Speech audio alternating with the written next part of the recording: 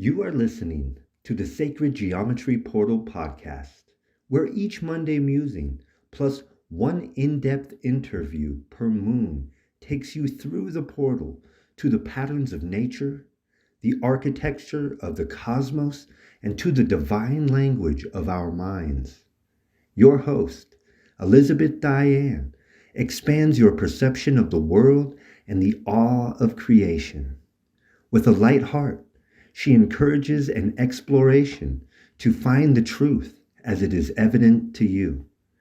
Every episode opens the doors to self empowerment, demystifies the power of symbology and archetype, intersects relationships with matter and spirit, then circles back to ground in these seeds of life into the kind of wisdom you can apply to your being, soul, and purpose. Welcome to the Sacred Geometry Portal podcast. All right. Welcome, Sacred Spheres, to this episode of the Sacred Geometry Portal podcast with an amazing guest today, Meg Benedicte, who is a quantum healer, a spiritual teacher, a New Earth way shower, and a creator of a technology essentially called the Quantum Access, and she'll get into that. She works closely with Archangel Metatron, and she has a very interesting story about how that happened as well. Meg teaches ascension training and protocols on her Quantum Access Academy, which is a great training. She's an avid explorer of the ancient mystery school tradition and offers quantum access to her clients, students, and global audiences to enhance living, soulful purpose and embodiment. And so you can meet Meg at her website, megbenedicte.com, and her academy is at quantumaccess.newearthcentral.com, and those links will be in the description. But I want to introduce my dear longtime friend, Meg Benedicte, and thank you for being here. Thank you, Lisa. It's a pleasure to connect with you here and all of your listeners. So thank you for having me on your podcast. Yay, super excited, genuinely excited to have you here. I've known you for, let's see, I started listening to your shows in 2010 or 11 or something, maybe before then, 2009. I don't know. That was when I was in Washington. Yeah, that 2009 was my first show on World Puja. That was, oh my God. That's where I found you. Yeah. And you've been presenting this body of work as has come through for you to share with humanity. Of course, you've used it for your own transformation and ascension process, and you share it with people however they choose to engage with you in many of your offerings. And so I was intrigued from the beginning. There were things that you started doing or presenting that were so resonant with experiences I'd been having. I mean, for one thing, the vortex, the counter rotating vortex field and its uses. I didn't understand completely why, but I had already encountered that in meditation and knew that it was really important. And that was a part of my awakening to sacred geometry and the importance of it. Yeah. So I had been teaching sacred geometry, and when I moved to Mount Shasta in about 2013, and you had just set up your the Mount Shasta healing center, quantum healing center, and I saw your logo. You had you still have that one on New Earth Central, but it was the Quantum Access logo, that this beautiful Metatron's cube, and I just of all the things I was seeing around me, that was just standing out. Like, I have to see what this woman's doing. That's how we met. Yeah, that's how we met. I went to one of your meditations. Yes. The energies were amazing. Yeah, really, really especially powerful. In Mount Shasta, right? In Mount Shasta too, right. So really beautiful. And yeah, so here we are now.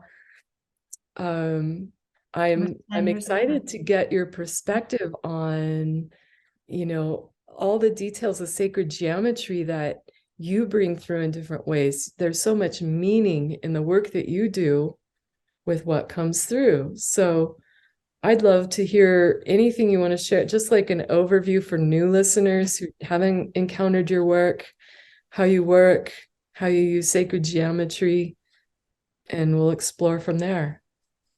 Okay.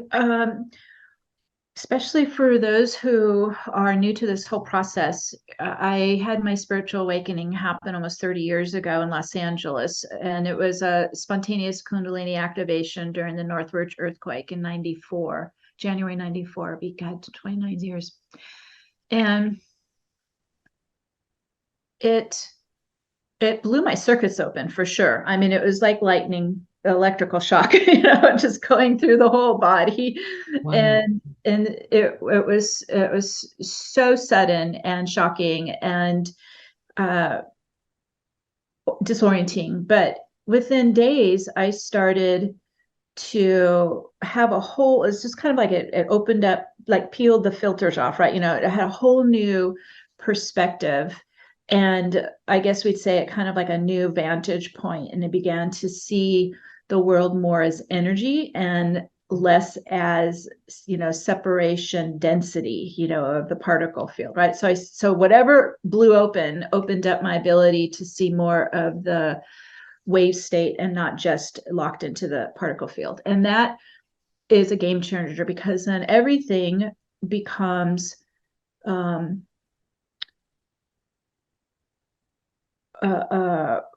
of this underlying patterning that was creating the physical world. So I started to see the kind of the ebbs and flows of the wave state and the patternings that were showing up. Now, this is all brand new to me. I have had no training in any of this, right? I wasn't even spiritual, like nothing.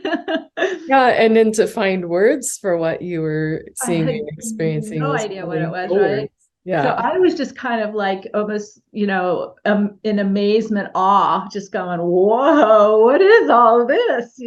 So I had no terms to put to any of it in the beginning. I just was kind of an observer, right? It's just kind of watching and witnessing and observing and soaking it in as best I could. But I was definitely from ground zero here, trying to understand this. Now, over time, I started getting, because it blew the circuits open, I started getting communication from spirit. And that's where my connection with Metatron began. I had a few actual physical visitations where he would show up in the middle of the night and wake me up and have, he'd be activating, Metatron's cube in my heart center, and on my third eye. And you were seeing the geometry of it? Yeah, and feeling it. It's beyond anything. I was like, I was having a heart attack. I was just like, oh, what's going on here?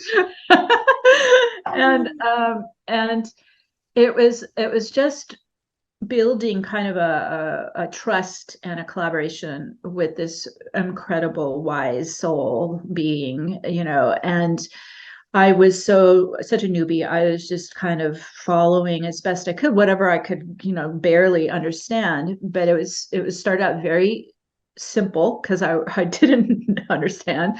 So very simple instructions. And it was first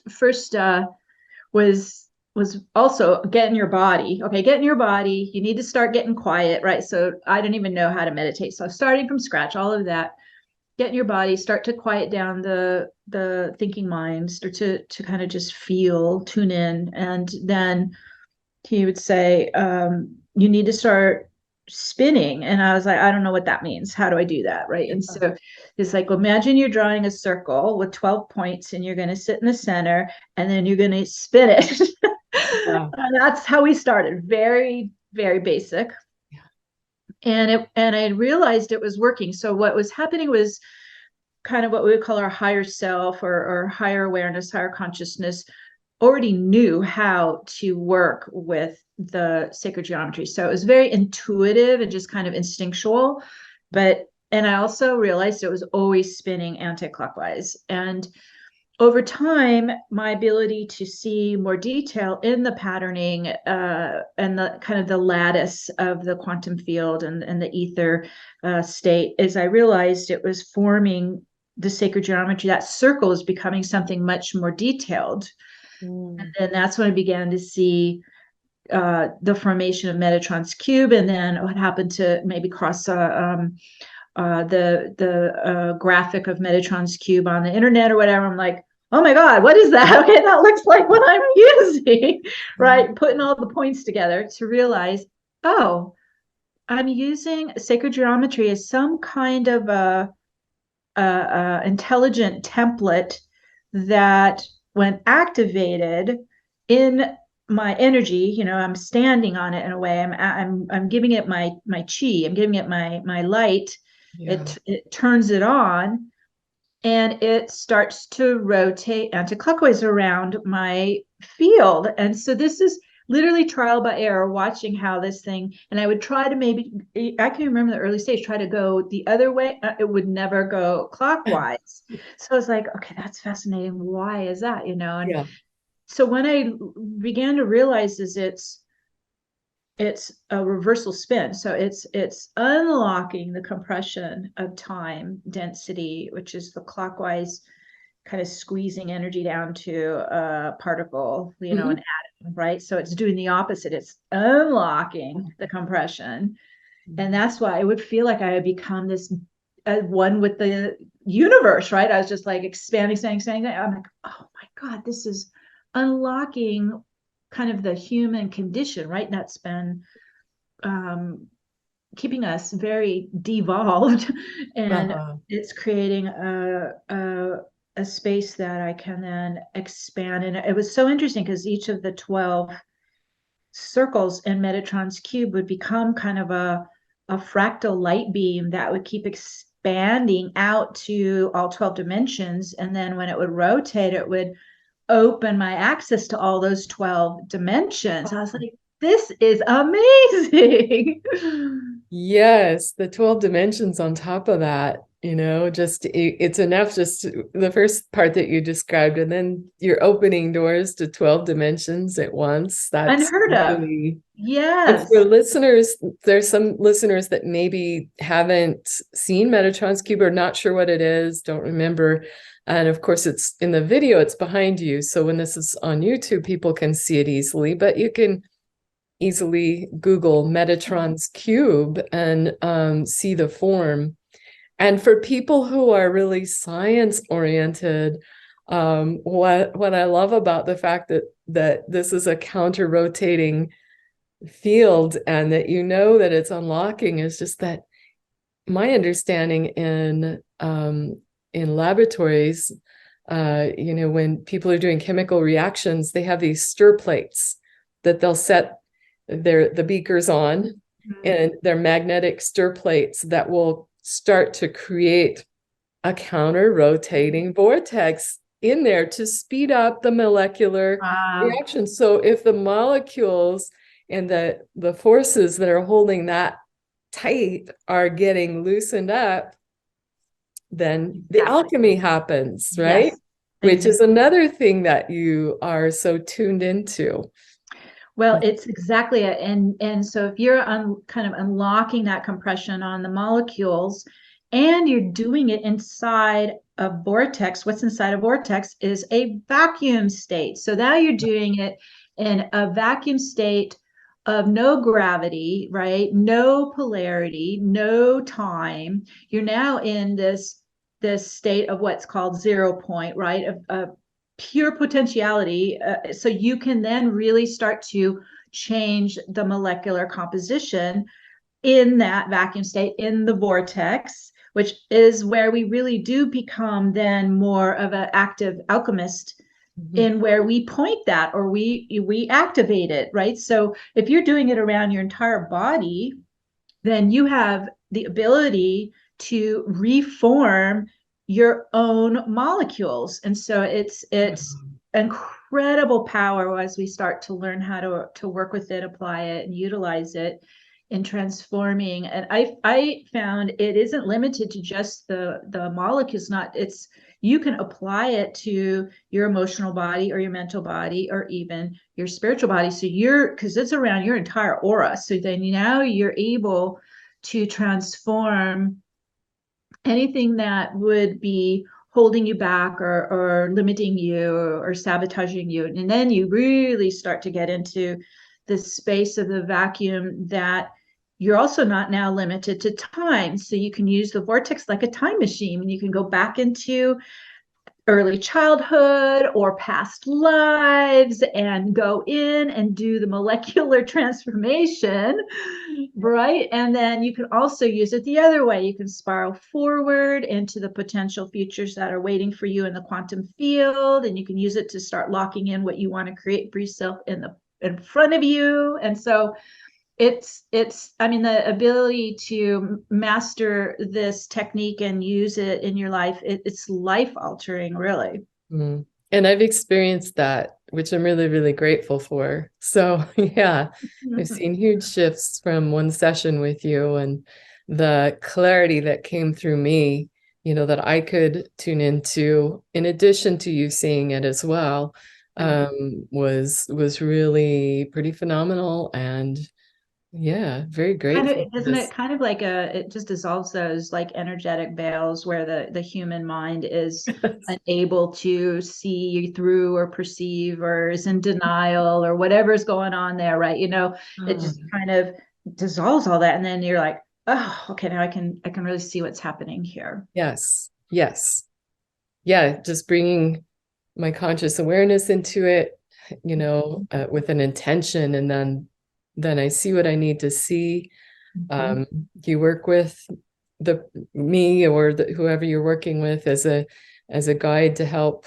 Let's see, is this ready to clear out? Do we need to learn any more from this, so that you're not erasing something that somebody needs to gain wisdom from, but That's a good things you point. don't need to focus on can clear out as well, so you can move forward. Yeah. That's a good point, because everything does have consciousness. And I found if you haven't really integrated whatever that is, be it a life lesson or some new understanding or whatever, if you haven't really integrated it, it's very persistent and it won't 100% clear till it's, in a way, it's got a job, right? It's got to finish that job. It's going to give you whatever that is, and then it's done and it's completed and it will release out. It's fulfilled in a way. Yeah. And then the person walks away with that wisdom, and things open up. It shifts the reality in front of you. It does shift the reality. And I think too, with keeping in line with that theme of consciousness, because we now are opening in a vacuum state where we can access our history and we can influence it. It's almost like you can't get in and change it unless you're operating at some higher level of consciousness, or it would be dangerous. You know what I mean? Like it's so that's why I encourage everyone who is drawn to sacred geometry and working especially with Metatron's cube and this, this golden ratio phi vortex that's spinning around you, is think of it kind of like you're dropping out the dead weight, right? You're dropping out all that lower dense energy and unconsciousness, so you continue to stair step up and keep leveling up and going up and up and higher intelligence, higher consciousness, to be able to handle the responsibility of now accessing the quantum field and being able to influence it. Really great point. The responsibility. That's super important. Yeah. And in your Quantum Academy, you are now helping others who are ready for this technology to be able to then help others, which I'm really grateful for. I'm excited Thank about you. that. Yeah, Because I know that you're full on, you're booked, because people, are so positively impacted, and word of mouth gets out, and so then you can reach more people, can tune in to this with you through what you're teaching. So And it's true because I've been doing it so long. So I've been doing client sessions for 25 years, which is insane when I think about it. I mean, I'm in my 60s now. It's like, whoa. But the interesting thing is when I first started teaching it and introducing it to people, like in the 90s, no one was getting it. Okay. They thought I was nuts. Like, just couldn't even comprehend what I was trying to show them. So it was like, no wavelengths match in there, right? No, there was just no way I could even communicate this to a way that they could grab it. What's so exciting now, especially since 2012, is the level of interest and ability to understand it and really wanting to dive into it and learn how to use it. Like, it's so exciting to see this is huge kind of global awakening that's happening on the planet. And so everyone who's following your podcast and learning about sacred geometry, it's coming from this kind of inner like flame that lit up in people over the last 10 years that are really seeking to, I think it is more of the quantum physics of it and less of when I was trying to teach it, where people were more just kind of drawn into the kind of fanciful esoteric, you know what I mean? Like, now it's getting proven, and mathematically and in research, like it's becoming tangible, real, evidential, and it's, to me, I'm so thrilled to see that that's happening as well. Same here, because that just means that we all kind of wake up to this a lot easier and faster. Yeah. I remember when I first dove into quantum physics, I think I was 24, and was fascinated with it. And so few people could even go there. And then to talk about spirituality with it, still, it's like, yeah. I have people tell me who've known me for years, oh, like, you are so out there. You know that I'm thinking, yeah, really? Because it all makes sense to me. You're living in the reality of it, because I mean, you're just so in tune with your experience and what you see, but then to see that it's being reflected now in the science must be, yeah. It's fabulous. It's so good. Yeah. And it really is that kind of that marriage of physics and metaphysics. Like, it's really pulling them now into one kind of practice. They don't have to be separate anymore. Right. Are you still seeing things that you're tuning into in the quantum realm that you see that science still doesn't quite have right? Yeah. Can you explain those things? Well, I think what was so fascinating to me when I began to go into kind of, I guess we'd call it a trance state. I was in the vacuum state of the vortex, and I would just observe the quantum field. I was like, what the heck is going on here? And it looked like a kaleidoscope of flashing realities, almost like, snippets from movies, and they're all flashing, and they're in a kind of this wave, in and out and back and forth, and I realized it's all waiting for us. It's all waiting for the observer. It's to me, it was almost overwhelming, because it was infinite possibilities flashing at me that I didn't even know where to begin. Like, well, what do I lock onto? Like, where do I start? So that's again where Metatron said, okay, you just got to come back inside, and this is where we work on getting more into a coherence with our own soul frequency, because we've been living in a particle density where we were disconnected from the wave state, right? From the spiritual.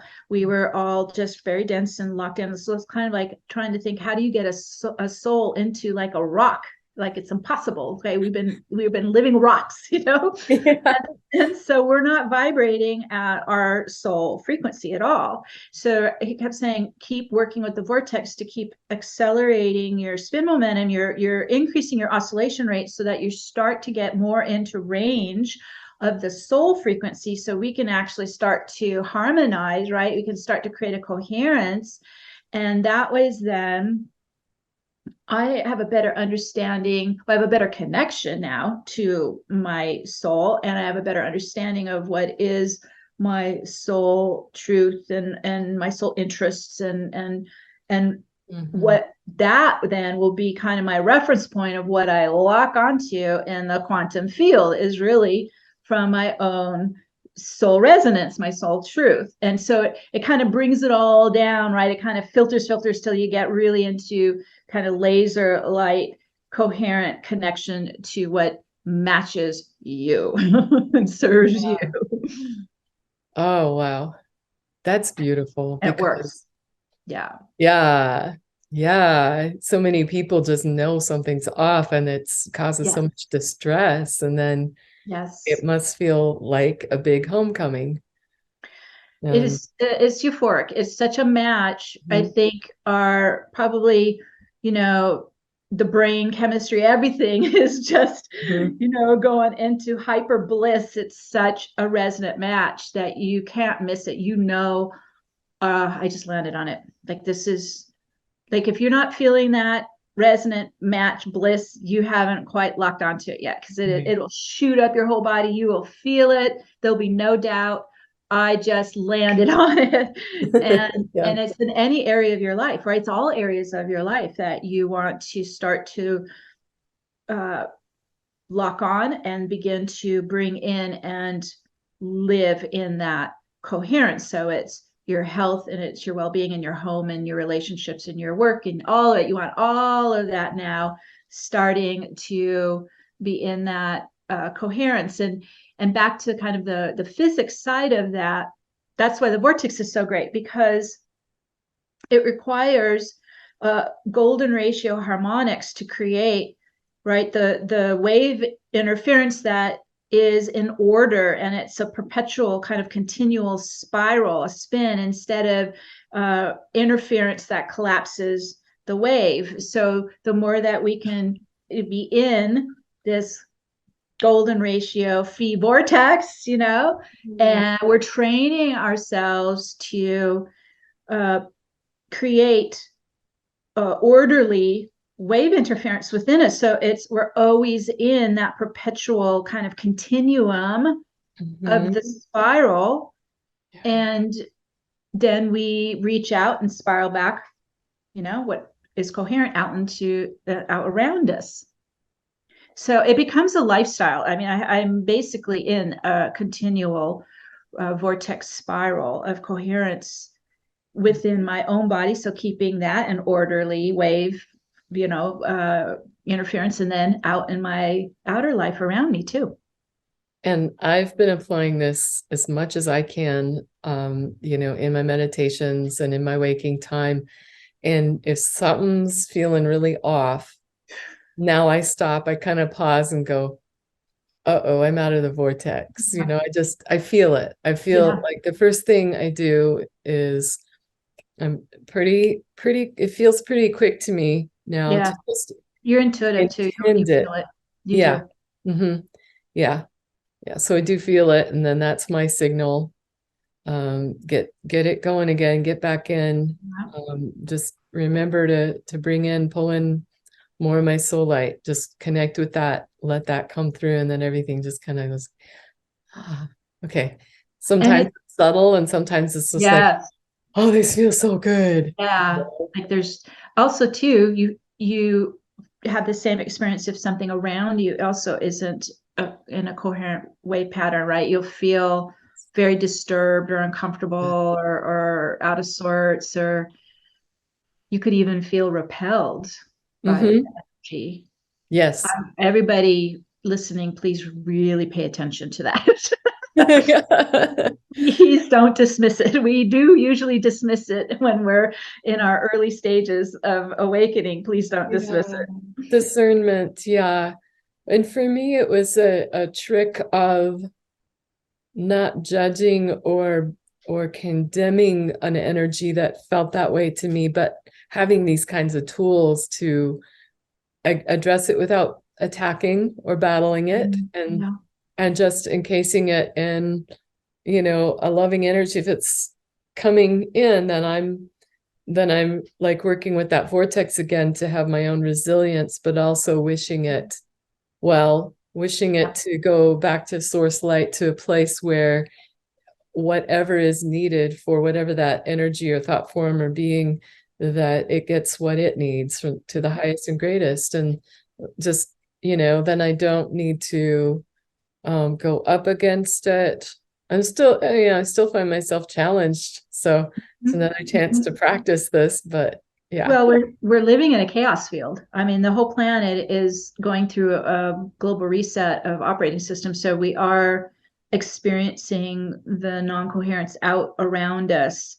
I guess our mastery as we're learning alchemy is to not allow that energy inside our field. So that's where we really start to become very contained in our auric field with personal boundaries, and just even if you can master your field and create a coherent field, then it isn't going to open and allow that energy in from the outside chaos field. It's non-coherent, so it won't come in. Right. If it's not a match, it's not a match. Right. Can't get in.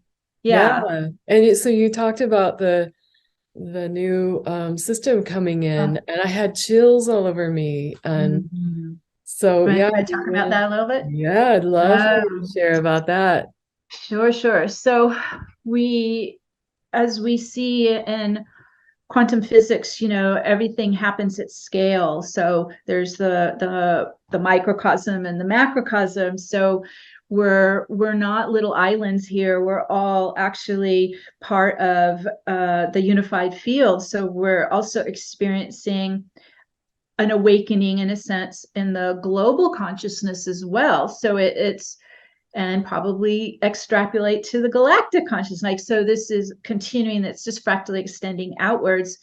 But then it also, because it's a spiral, it comes back, right? It ripples back, it returns and spirals out and returns. And so this kind of powerful, transformative awakening that's happening right now is, think of it kind of like it's shining a spotlight on the collective consciousness. So we're in this period of time where the solar system is experiencing a lot of incoming galactic light, plasma light. It's all bringing, photons are carriers. They don't have any mass. They're just like little taxis bringing, data from point A to point B. And so they're bringing all this data into the field, and we're here, we're living in it. So we're also absorbing it, and it's getting into our DNA. It's getting into our brains. It's getting into our nervous system. This all this incoming photonic consciousness coming in, galactic consciousness coming in. So what it's doing, though, is it's the way I see it. So I'm just kind of got my little, quantum lens here, and I'm looking around going, okay, how is this affecting the world? I'm seeing how it's affecting me, but, how is it affecting the world? And we're seeing where it's decomposing a hierarchical system it's a power system that's been running for thousands of years. But in a way, when you think of a hierarchy, like a triangle or a pyramid, right, top down power structure, that's in juxtaposition to this universal spiraling nature of our universe, right? It almost feels like an artificial installed non-organic hierarchical system that we've been born into probably more than once, and we've been living in it, and it's very unbalanced, and it's also parasitic. Like it's just basically stripping all the resources of the planet and all the people. And anyways, I think because it's unnatural and non-organic, that its shelf life is over, right? It's running out of steam. Yeah. All this. Batteries no longer taking a Yes. charge. Yeah. And you could even see, I actually catch the glitch of the simulation when I'm looking around real quick. I see the glitches, like, oh, this thing's coming down. This thing is coming down. And then in its place is this beautiful, natural, spiraling, circular, toroidal operating system of our universe. And we're going to be activating it within our own field, and Gaia has her own toroidal field, and there goes the scale again. So we're shifting from a hierarchy, which is a more of a masculine driven power system, to a circular, collaborative, equitable operating system that's more feminine. That does not mean we're moving from a patriarchy to a matriarchy. People get all bent out of shape when they hear me say that. I want to make sure I debunk that right now, because that again is still just a hierarchy. We're leaving the hierarchies, folks. Okay, and that even includes the guru system, because that's a hierarchy. Okay, we're getting all of that is on its last leg. Right. Yeah.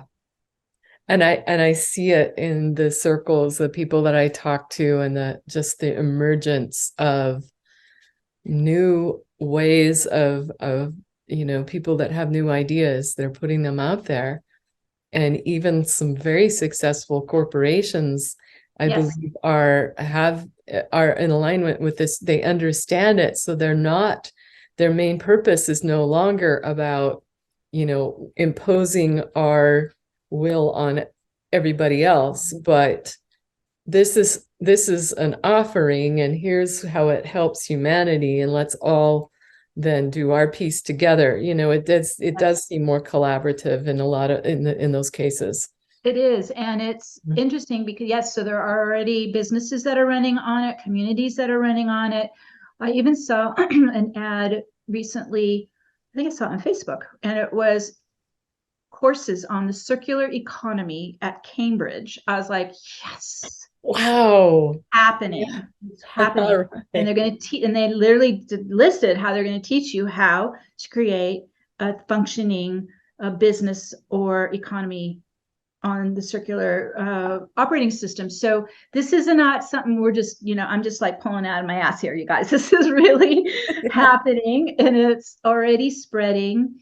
And the other thing I noticed is people, okay, well, but you have a CEO, or you have a leader. And I said, yes, but you have to think about it in this circle. So think of it kind of like King Arthur's round table. Okay, in this circle, each of you has your particular skill set and expertise that you're going to bring to the community, to the circle. And so you could have someone who is the CEO, they're bringing those skills to the circle. And then you could have someone who's like the graphic artist who is bringing theirs, their IT specialty, or the accountant and the economy specialty, right?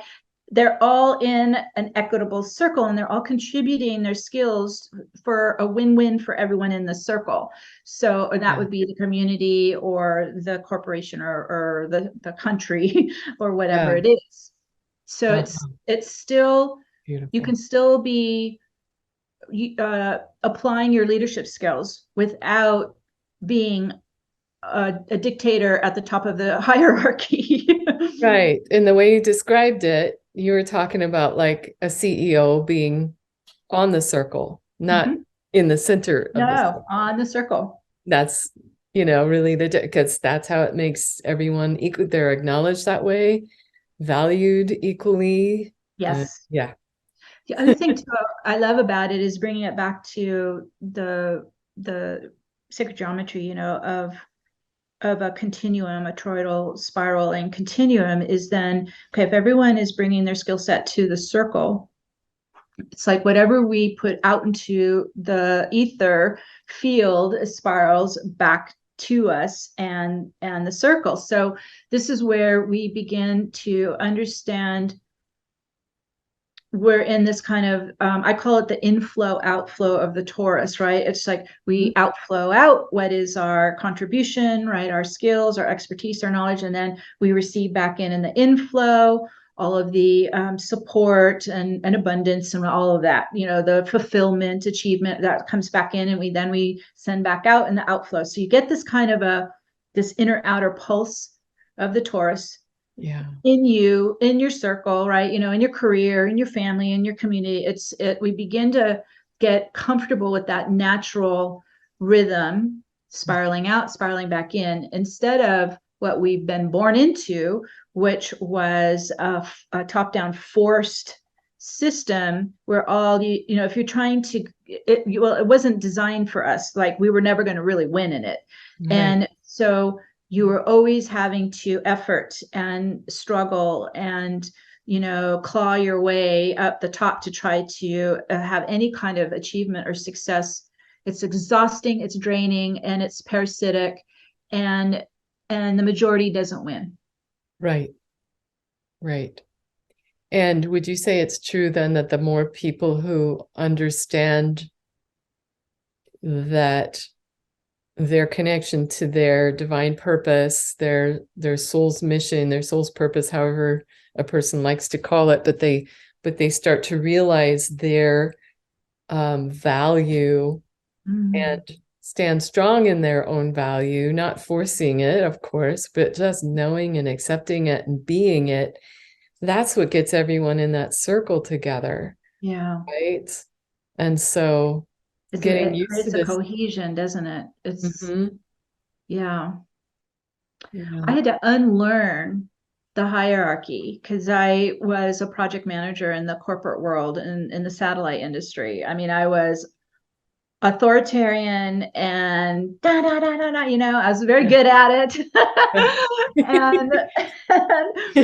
and I call it the patriarchal feminine. I really took it on. Yeah.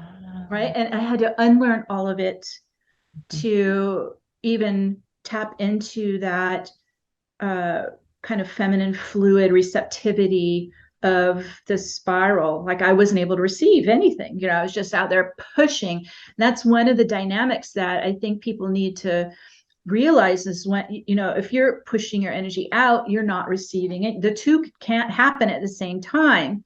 Right. So this is where, as you mentioned, Lisa, is we're moving away from forcing to get what we want, and we're starting to follow, I call, like, the heart, the soul and the heart leading us with inspiration instead of forcing or controlling. Right? It's this has been a hard one for me because I was so indoctrinated in applying force, making things happen, but it didn't fulfill me anymore. And I actually started resenting it, and I started getting pissy about it. And I realized I'm not in coherence with this. I have to find a new way to be productive in my life that isn't from force and obligation and that kind of thing. And I've realized always pull us back to the heart. I'm like, oh yeah. The more that I can use the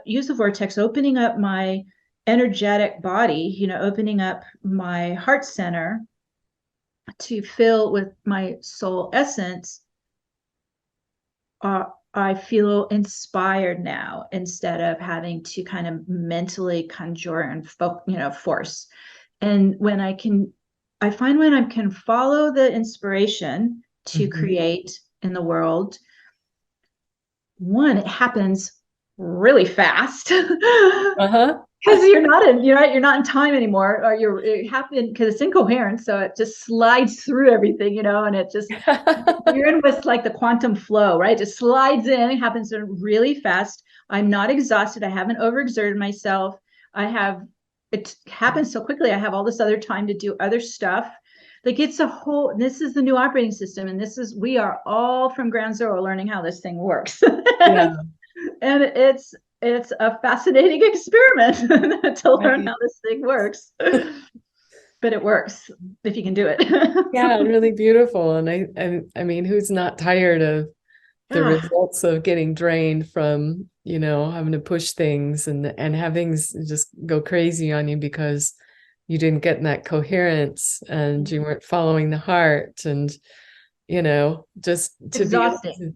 to, It's yeah, exhausting, aging us, right? It's decaying our body. It's breaking down our bodies. It's like a slow death. It's exhausting. yeah, yeah, But when you get into a continuum, you are constantly regenerating your health and your chi, right? Your vitality. yeah, I feel more now than I did even 10 years ago. It's like it's starting to that Taurus becomes your own personal uh, resource of energy. It's like you're in your own now power center. You're not in some hierarchy that's overruling you or controlling you. You're in your own self-sustaining, right, fractally expanding, resourcing torus of life force and vitality, and regenerating the health of the body and opening up to new possibilities in the quantum field. It's what a way to live. This is amazing. true. It really, Astonishing. yeah, yeah. I know I spent a lot of time in the early part of my awakening kind of understanding like this power within us. Okay, how do we use it? And then, okay, there's the quantum field, and then doing a lot of like kind of like trying to push it in the quantum field Yes, even. And of that's like, course. oh, wait a minute, Yes. that's not quite it. Like that balance again. Yeah. It's like putting it out there and receiving and knowing that it's all kind of a unified whole. But I find the things that actually come to fruition for me are the things that I've aligned with in Yes. my heart or become aligned with, and that it's inspired me. So then I'm like, I want this now, and it's a desire, but it's been aligned in me. And I the only way I can think of it really now is that instead of the languaging that's been used of I'm going to manifest something, or um you know I'm going to go with the flow, and everything's already by divine design, and I don't, I'm just going to surrender to everything. Massive. Yeah. It's a passivity that doesn't work either. But in the middle of that, and the balance of the two is, like you're saying, getting in that vortex to you have an intention, but you're also receiving and then aligning, and then what's there is that inspiration. It's like you're outside of time. You're connecting with that aspect of you that's outside of space time, that knows what's best, what's next in the linear flow of things here as we perceive it to be linear. And so we're just lining up with it, with the heart And coherence to, and in the to Taurus. add to that, you're actually merging with the energy of it. So that's, I think, the difference between what you would Yeah. call like the law of attraction. I just Oh visualize yeah. it, right? And I call it in. It's outside me. And Yeah, it's still outside of you. You have to literally merge with Mhm. that energy of True. it already existing. And then your magnetism gets all that moving, gets all that pulled in. I Yes. think that's the hardest part for people. If you stay very locked into your left brain, you will be separate from the energy. And this Mhm. is why the getting into a coherent state in the vacuum of a vortex allows you then to just kind of move into the energy of it and merge with it. You become one with it. And I find I can't really manifest anything if it's not already alive and active in my field. So you merge with it already, and then you let it start to particulate around you in the hologram. Right. And like you said, let it Yeah, particulate. you can't, Not then like no saying, force. Yeah. yeah. Or where is it? I want it now. Yeah. Yeah. You'll shut it down very quickly with that. And with these, yeah. With with all of this that's outside of the five senses, it's like, and with the new way of being coming through too, it is one of those things like, well, how do we define this? And we want to use words, languaging for something that's new, that we have to keep kind of redefining for people to kind of understand and maybe not get locked into, like now if I say I'm going to manifest something, it has a totally different meaning and action and energy than before. And actually, I just try not to talk about it that way because Right. I don't either. want to be in the new place of being with, what's next and being led by my heart, which is one of those things I experienced on the mountain with you one time when we went up to do some vortex work there on Mount Shasta. And I immediately had the sense that I was being reminded by what felt like the native ancestors on the mountain that were protecting the mountain, to just show me, imagine your heart's bubbling out in front of you and it's pulling you forward. And it's so alive and active and just beautiful. That's beautiful. Yes. The mountain, for anyone who's not been to Mount Shasta, it's a earth chakra. So it is a portal on the ley lines, Gaia's ley line. So it's running its own natural phi vortex, right? It's a strong ass vortex running there.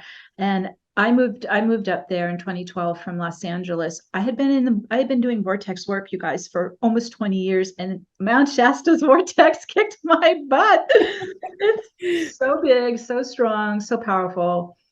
And it's because it's doing, in a way, what our vortex does on our field. It's doing it for Gaia, and it's the lower root chakra of Earth. And Lisa and I've had some pretty amazing activations when we go up to the top portal space there on the mountain, and it's, well, what is that? Almost 8,000 feet up. Like, it's high. And we, as soon as we step in, like almost above alpine, but high alpine. Yes. As soon as we step into that space, I immediately see and sense the angelic realm around us. Like, it is, and of course the indigenous protectors as well. I mean, it's very beautiful, sacred energy there. And it just, I think, reinforced for me how powerful vortex work is, because I'd been just doing it, on myself or working with clients. And I had just started a year earlier doing the monthly vortex global broadcasts, but it was new then. It hadn't reached the level we're doing now. Right. So when I got to the vortex of Mount Shasta, that was really kind of a huge up level for me. Yeah. And it's probably very necessary that we do these things in stages. Oh my God, yes.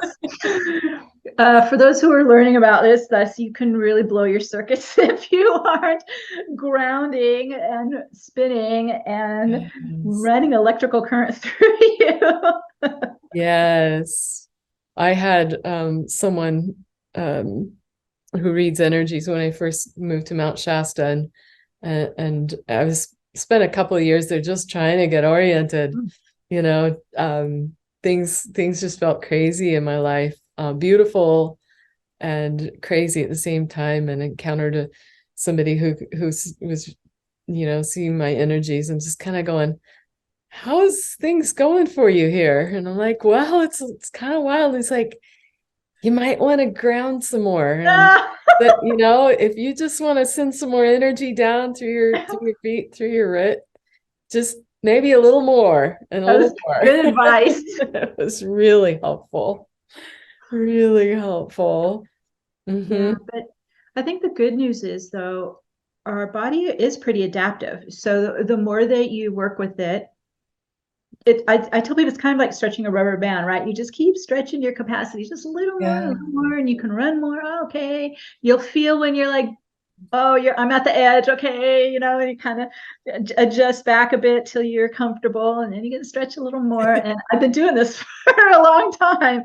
So I tell you, I think I was a spiritual extremist in the early years, because I just wanted to go Yeah. no, you'll blow your circuits. So you have to. And I feel like, I mean, you have such a strong, clear soul purpose. You know, I've had to pull together kind of pieces of my soul purpose, and then doing some work with you and kind of seeing that reflection of or affirmation. Yes. Yes.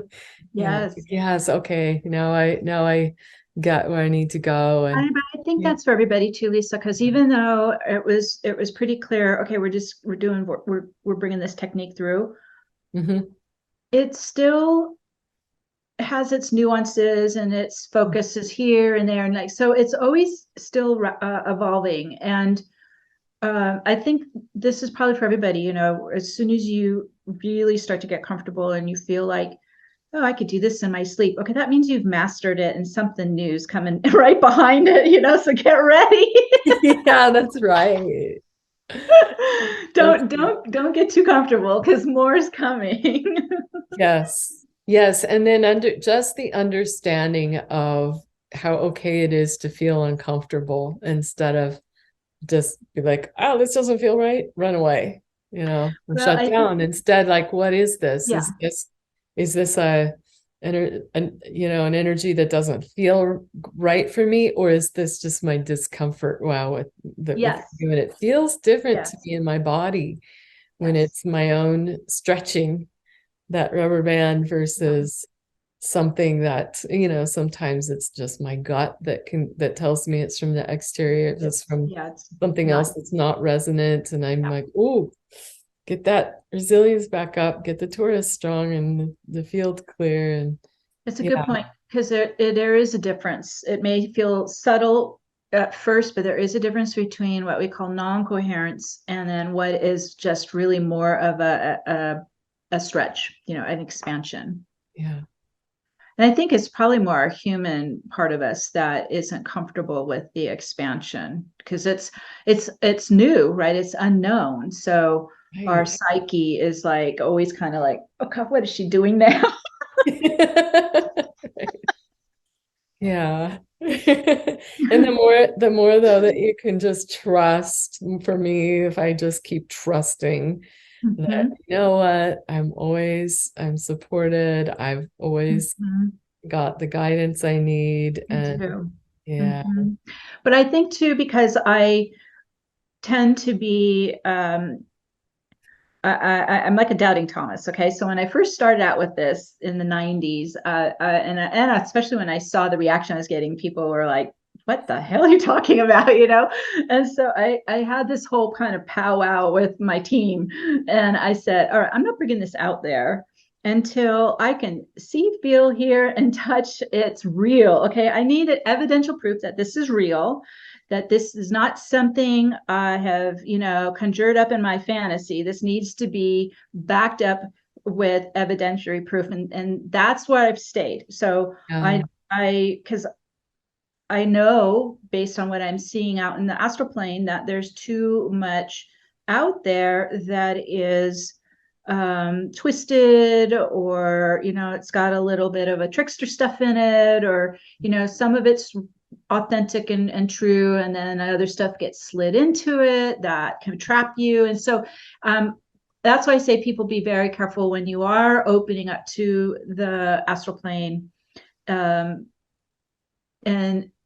not everything is as it looks or seems. Mm. So that's why I somehow instinctively knew this in the early years and said, I'm not going out there and putting my reputation on the line unless this is actually proven and real, right? I'm like, what do you take me for? I'm no dummy. I'm not doing that.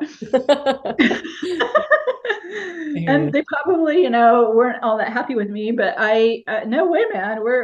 This is like, I'm breaking new ground out there, in the 90s. This was unheard of most of the time. There's just a few people out there even mentioning a Taurus, you know what I mean? Like it was, Right.